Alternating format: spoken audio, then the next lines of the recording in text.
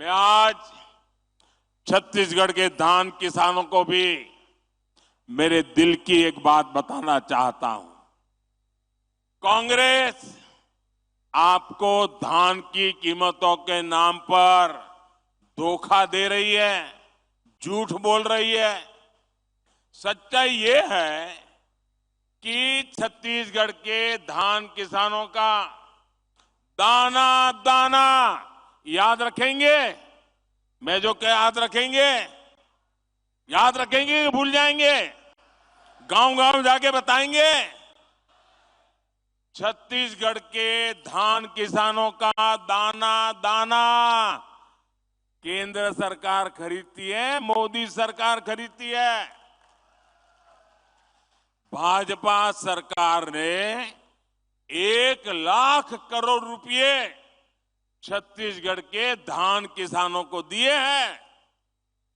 यहां पर जब भाजपा सरकार बनेगी तो धान किसानों का पूरा ध्यान रखने की गारंटी ये मोदी की गारंटी है कि केंद्र सरकार धान खरीद थे। अब एकर ले बड़े लबारी और का हो सकते? लबारी मारिस कि नहीं मारिस?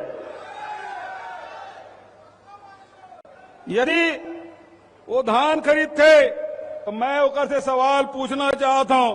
2014 में आप प्रधानमंत्री बने, रमन सिंह मुख्यमंत्री रही से, डबल इंजन के सरकार रही से, तो बोनस लदे पर बंद काबर करायस?